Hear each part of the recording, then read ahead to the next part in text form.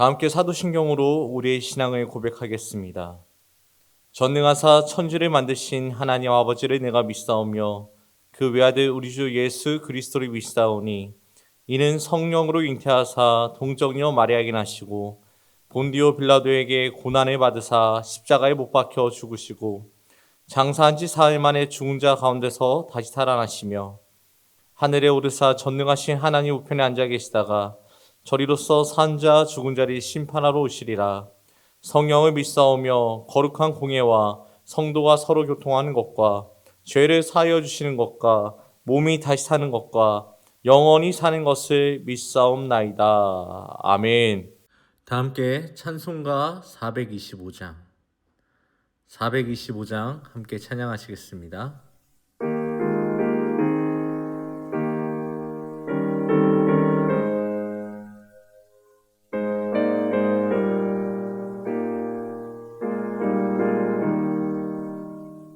주님의 뜻을 이루소서.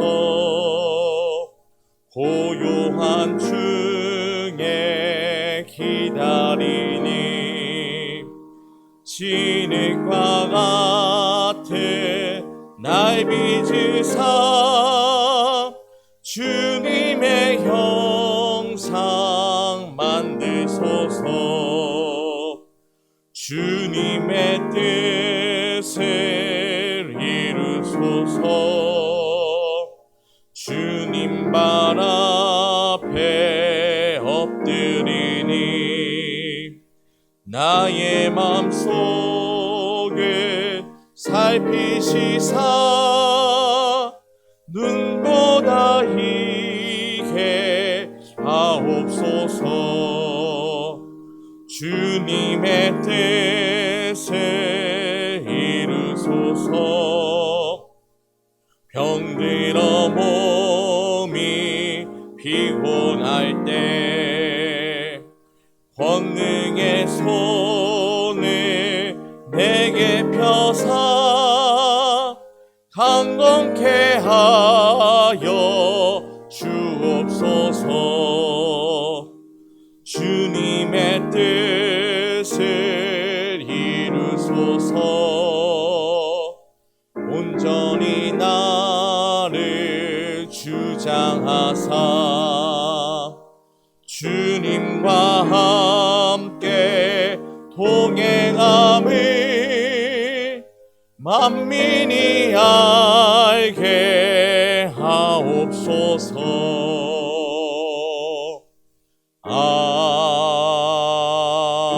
아멘. 오늘 함께 하실 말씀은 누가복음 11장 45에서 54절까지의 말씀입니다. 제가 봉독해 올리겠습니다. 한 율법 교사가 예수께 대답하여 이르되 선생님 이렇게 말씀하시니 우리까지 모욕하심이니이다. 이르시되 화 있을진저 또 너희 율법 교사여 지기 어려운 짐을 사람에게 지우고 너희는 한 손가락도 이 짐에 대지 않는도다. 화 있을진저 너희는 선지자들의 무덤을 만드는도다. 그들을 죽인 자도 너희 조상들이로다. 이와 같이 그들은 죽이고 너희는 무덤을 만드니 너희가 너희 조상의 행한 일에 증인이 되어 옳게 여기는도다. 그러므로 하나님의 지혜가 일렀을 때 내가 선지자와 사도들을 그들에게 보내리니 그 중에서 더러는 죽이며 또 박해하리라 하였느니라. 창세 이후로 흘린 모든 선지자들의 피를 이 세대가 담당하되 곧 아벨의 피로부터 제단과 성전 사이에서 죽임을 당한 사가랴의 피까지 하리라. 내가 너희에게 이르노니 과연 이 세대가 담당하리라. 화 있을진저 너희 율법 교사여 너희가 지식의 열쇠를 가져가서 너희도 들어가지 않고 또 들어가고자 하는 자도 막았느니라 하시니라. 거기서 나오실 때 서기관과 바리새인들이 거세게 달려들어 여러 가지 일을 따져묻고 그 입에서 나오는 말을 책잡고자 하여 노리고 있더라. 아멘. 할렐루야. 오늘도 말씀을 통하여서 하나님의 마음과 뜻을 알며 예수 그리스도를 더욱더 닮아가는 우리 모두가 되기를 축복합니다. 오늘 우리가 읽은 말씀 앞의 내용은 예수님께서 바리새인과의 식사 자리에서 바리새인들을 강하게 비판하는 이야기가 나옵니다. 바리새인들이 예수님께 강하게 비판을 받은 이유가 무엇이었을까요? 바리새인들은 조미료와 같이 작은 것 하나도 하나님께 11조로 드렸지만 그들은 공의를 행하지 않았고 하나님에 대한 사랑을 버림으로써 종교적인 행위로 자신들의 의를 드러내고 칭찬받는 것을 기뻐했기 때문입니다. 종교적 행위는 하나님에 대한 사랑과 믿음으로 인해서 이루어져야 하는데 그들의 행위를 통해서 자신들의 의를 드러내기에 바빴던 것이죠. 그런데 오늘 말씀에서 바리새인을 향한 이러한 예수님의 비판에 율법학자들이 발끈하기 시작합니다. 그래서 이렇게 이야기하죠. 선생님께서 이렇게 말씀하시면 우리까지도 모욕하시는 것입니다. 왜 바리새인을 향한 비판이 율법학자들에 대한 모욕이 되는 것일까요? 바리새인은 당시 경건운동의 대표 주자였습니다. 하나님을 이렇게 믿고 이렇게 행동해야 한다라는 것을 삶으로 나타내려고 힘썼던 사람들이었죠. 그렇다면 이렇게 믿고 행동해야 한다는 방식이 어디서부터 나왔을까요? 바로 율법학자에서부터였습니다. 율법학자는 율법을 해석하고 가르치는 역할을 가지고 있었는데 이들이 이야기하는 율법을 듣고 바리새인들이 행동한 것이죠. 그런데 예수님께서 바리새인들이 행하는 율법에 대해서 비판을 하시니 율법학자들은 자신들이 가르친 율법이 잘못된 것처럼 느껴져서 예수님께 발끈을 한 것이었습니다. 이제 예수님께서는 바리새인들에서 율법학자들로 타겟을 바꿔 이제 율법학자들을 비판하기 시작하십니다. 첫 번째 비판, 누가복음 11장 46절에 나와 있습니다. 이르시되 화 있을진저 또 너희 율법 교사여 지기 어려운 짐을 사람에게 지우고 너희는 한 손가락도 이 짐에 대지 않는도다. 아멘. 율법학자들은 지기 어려운 짐을 사람들에게 지었습니다. 그들이 사람들에게 지은 이 짐이라는 것이 무엇일까요? 그 짐은 수많은 율법들이었습니다. 율법학자들은 하나님의 말씀을 연구하고 해석하며 수많은 율법들을 만들어냈습니다. 그 수가 무려 613가지였다고 이야기합니다. 상상만 해도 머리가 아픈 숫자입니다. 율법학자들은 이 613개의 율법을 사람들에게 가르치며 하나님의 민족으로 반드시 지켜야 한다고 말하면서 사람들에게 무거운 짐을 지어준 것이었습니다. 예수님께서는 이것이 사람들에게 너무나 무거운 짐인 줄 아셨습니다. 그래서 마태복음 11장 28절에 이렇게 말씀하시죠. 수고하고 무거운 짐진 자들아 다 내게로 오라 내가 너희를 쉬게 하리라. 아멘.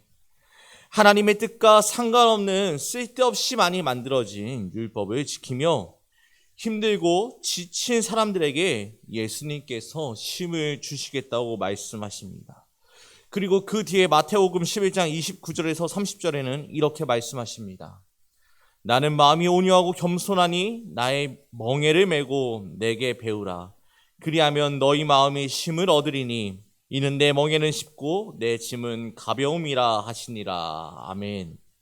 내 멍에는 쉽고 내 짐은 가볍다. 그리고 나의 멍에를 메고 내게 배우면 너희 마음이 쉼을 얻을 것이다. 예수님께서 사람들에게 요구하시는 것은 율법학자가 요구하는 율법보다 훨씬 더 쉽고 가벼운 것이었습니다. 그럼 예수님께서 사람들에게 요구하신 것은 무엇일까요? 그것은 바로 믿음입니다. 다른 거 원치 않으십니다. 오직 예수님께서는 우리에게 믿음을 요구하십니다. 당시 유대인들은 하나님의 사람으로 살게 하는 것이 율법으로 보았습니다. 그러나 하나님의 사람으로 살게 하는 것은 율법이 아니라 믿음인 것이죠. 사도 바울도 로마서 1장 17절에 이렇게 이야기합니다. 복음에는 하나님의 의가 나타나서 믿음으로 믿음에 이르게 하나니 기록된 바 오직 의인은 믿음으로 말미암아 살리라 함과 같으니라. 아멘. 믿음을 통해 우리는 하나님을 알아가기에 힘쓰게 됩니다. 또 예수님을 닮아가기에 힘씁니다. 그리고 우리를 하나님의 사람으로 만들어가는 성령을 의지하게 됩니다. 믿음은 단순히 A는 B라는 율법을 뛰어넘어 하나님의 마음과 뜻을 알고 그 말씀에 순종하며 살아가도록 합니다. 그렇기에 믿음으로 사는 사람은 삶 가운데 아름다운 열매를 맺으며 살아가는 것이죠. 그렇다면 지금 이 시간 우리 자신을 돌아봤으면 좋겠습니다. 나를 얽매고 있는 하나님의 뜻과 상관없는 종교적인 행위는 무엇이 있을까요? 분명 대대로 내려오는 전통과 관습은 존중받아야 합니다. 그러나 그것이 진정 하나님의 뜻과 상관이 없다면은 율법 교사들이 만든 율법과 같이 우리들에게 무거운 짐이 되어버리는 것이죠. 사랑도 의미도 없는 외식하는 행위가 되어버리는 것입니다. 하나님께서 주신 율법의 참 뜻이 무엇입니까? 그것은 사랑입니다. 믿음으로 행하는 삶의 참 뜻도 사랑입니다. 결국 하나님과 이웃을 사랑하는 그 사랑인 것이죠. 우리의 신앙생활에 하나님을 향한 사랑이 보이지 않고 또 이웃을 향해 사랑이 흘러가지 않는다면 신앙생활은 우리들에게 무겁고 어려운 짐이 되어버릴 것입니다. 그러니 우리는 무거운 짐을 벗어버리고 쉽고 가벼운 짐인 믿음을 가지고 날마다 하나님의 마음과 뜻에 따라서 사랑의 열매를 맺어야 될 줄 믿습니다. 아멘. 그리고 이제 두 번째 비판, 누가복음 11장 47절입니다. 화 있을진저 너희는 선지자들의 무덤을 만드는도다. 그들을 죽인 자도 너희 조상들이로다. 아멘. 율법 학자들이 읽던 구약 성경에는 수많은 선지자들이 나옵니다. 그런데 그 선지자들을 박해하고 죽인 자들은 다름이 아닌 같은 민족인 유대인이었죠. 율법 학자들의 조상들이 선지자들을 죽인 것입니다. 그리고 율법 학자들은 선지자들의 무덤을 만들어서 비석을 쌓고 그들의 정신을 우리가 이어받고 있다라고 이야기했습니다. 그러나 실상 그들은 그 선지자들의 정신을 이어받지 못했다고 예수님께서 말씀하시는 것이죠. 선지자들이 전한 것이 무엇입니까? 바로 하나님의 뜻이었습니다. 그리고 예수님을 그들은 증언했습니다. 그런데 율법 학자들은 선지자들이 선포한 하나님의 뜻과 예수님을 제대로 알지 못했습니다. 만약 율법 학자들이 선지자들이 활동했던 그 시대에 그들이 살았더라면 그들은 선지자들이 전한 하나님의 말씀을 동의했을까요? 그들은 동의하지 않았을 것입니다. 당장 눈앞에 보이는 예수님조차 그들은 인정하지 않는데 당시 선지자들이 전한 하나님의 뜻을 인정하고 따르지 않았을 것입니다. 그렇게 예수님께서 너희 조상들이 한 행동에 대해 너희가 옳게 여긴다고 너희도 조상들과 똑같다고 말씀하시는 것입니다. 두 번째 비판의 말씀은 우리들에게 이러한 질문을 던집니다. 우리의 삶 가운데 진정 우리는 하나님의 뜻을 알고 그 뜻을 살아가고 있는가? 우리는 예수님을 알고 예수님의 제자된 삶을 살아가고 있는가? 예수님께서 예루살렘에 입성하셨을 때 많은 회중들은 호산나를 외치며 예수님을 환영했습니다. 그러나 그들은 그 예수님을 제대로 알지 못했죠. 그래서 그 회중들은 나중에 무엇을 하냐면 예수님을 못 박을 것을 외치게 됩니다. 어쩌면 우리 또한 하나님의 뜻을 제대로 모르기 때문에 예수님을 제대로 알지 못하기 때문에 우리 또한 당시 예수님의 시대에 살았다면 그 회중들과 같이 예수님을 못 박자고 외쳤을지도 모르겠습니다. 결국 오늘 말씀에 나온 율법학자와 우리가 예수님을 모르고 하나님의 뜻을 제대로 알지 못한다면 같다라고 이야기하는 것이죠. 그렇게 우리는 그 무엇보다 복음 안에서 하나님의 뜻과 예수님을 더욱더 알아감으로 하나님의 뜻을 이 땅 가운데 나타나는 사람이 되어야 될 줄 믿습니다. 마지막 세 번째 비판은 누가복음 11장 52절입니다. 화 있을진저 너희 율법 교사여 너희가 지식의 열쇠를 가져가서 너희도 들어가지 않고 또 들어가고자 하는 자도 막았느리라 하시니라. 아멘. 율법 학자들은 지식의 열쇠를 가지고 있었습니다. 지식의 열쇠는 구원에 이르게 하는 지식을 의미하는데 디모데후서 3장 15절에 이렇게 나와 있죠. 성경은 능히 너로 하여금 그리스도 예수 안에 있는 믿음으로 말미암아 구원에 이르는 지혜가 있게 하느니라. 아멘. 여기서 말하는 성경이 율법 학자들이 연구하고 공부하고 가르치는 것입니다.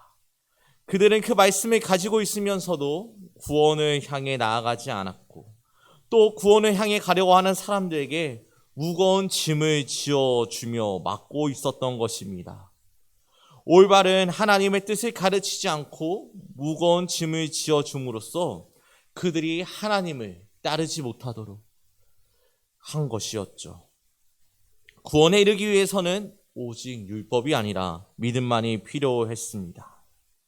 그런데 우리는 때로 사람들에게 예수님을 믿으니 너희는 이런 것도 해야 돼, 저런 것도 해야 돼, 이 정도는 해야 돼 라고 요구할 때가 있습니다.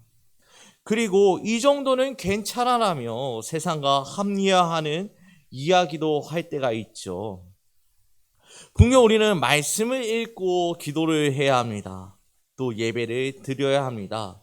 그리고 하나님의 뜻에 위배되지 않음 안에서 자유를 가지고 살아가야 하죠. 하지만 앞에서도 이야기했듯 하나님의 뜻과 상관없는 율법과 또 하나님의 뜻과 상관없는 합리화로 사람들을 미혹하는 것은 하나님과 그들을 떨어뜨리고 믿음을 떨어뜨리게 하며 예수님께 나아가지 못하도록 하는 행위가 될 것입니다. 우리는 하나님의 참뜻을 알고 이러한 율법 학자들의 가치관과 생각을 주의해야 합니다. 그래서 우리뿐만 아니라 다른 이들 또한 바른 길로 인도할 수 있어야 하는 것이죠. 성경에서 하나님의 말씀을 연구하고 가르치는 수많은 사람들은 실제로 하나님의 뜻을 잘 알지 못했습니다. 그들의 중심에는 하나님이 없었기 때문입니다. 바리새인들은 신앙을 이용하여 자신들의 의를 높이고자 했습니다. 율법 학자들은 행위에 너무 초점을 맞춤으로써 하나님의 참뜻을 잃어버렸습니다. 그렇다면 오늘을 살아가는 우리는 어떠할까요? 우리의 중심에는 하나님이 계십니까? 아니면은 다른 것이 하나님의 자리를 대신하고 있습니까? 하나님이 계셔야 하는 중심에, 하나님이 계셔야 하는 그 자리에 다른 것이 있다면 우리는 아무리 포장을 잘하고 아무리 말을 잘해도 우상을 섬기고 있는 것입니다. 그렇게 우리의 중심에 누가 있는지 살펴보기를 원합니다. 그리고 하나님 외에 다른 것이 그 자리에 앉아 있다면은 그것을 몰아내고 하나님의 자리를 다시 내어놓기를 원합니다. 그렇게 우리가 하나님을 중심으로 두고 살아갈 때 우리는 하나님의 참뜻을 깨닫고 구원의 길로 더욱더 힘써 나아갈 수 있을 것입니다. 그뿐만 아니라 다른 이들 또한 그 구원의 길로 초청하여 함께 걸어갈 수 있을 것입니다. 앞으로 우리 인생 가운데 하나님을 중심에 둔 또 예수님의 제자로 온전히 살아감으로써 사랑의 열매를 맺고 하나님께 온전한 영광을 돌려드리는 우리 모두가 되기를 축복합니다. 기도하시겠습니다. 하나님 감사합니다. 오늘도 말씀을 통하여서 우리가 어떠한 모습으로 살아가야 되는지 알게 하심에 감사드립니다. 하나님, 우리의 중심에 누가 있는지요? 무엇이 있는지요? 만약에 하나님 외에 다른 것이 하나님의 자리에 앉아 있다면 그것을 몰아낼 수 있는, 내려놓을 수 있는 용기를 우리 가운데 허락하여 주시옵소서. 그래서 그 자리를 다시 하나님께 돌려드리며 정말 우리가 이 세상의 가치를 따라 살아가는 것이 아닌 하나님의 참 뜻을 깨닫고 하나님의 그 뜻을 행하며 나아갈 수 있도록 주님 붙잡아 주시옵소서. 이 율법 학자들과 같이 다른 이들에게 무거운 짐을 지어주지 아니하도록 주님 함께하여 주시며, 또 하나님의 참 뜻을 모름으로써 그들과 같이 되지 아니하도록 주님 붙잡아 주시옵소서. 그리고 하나님의 말씀을 갖고 있음에도 불구하고 다른 이들을 믿음에서 멀리 떨어뜨리지 아니하도록 날마다 우리의 입술과 생각과 우리의 행동을 주장하여 주시옵소서. 우리 안에 계신 성령께서 우리를 그렇게 바른 길로 인도하시며 온전한 길로 함께하여 주실 줄 믿습니다.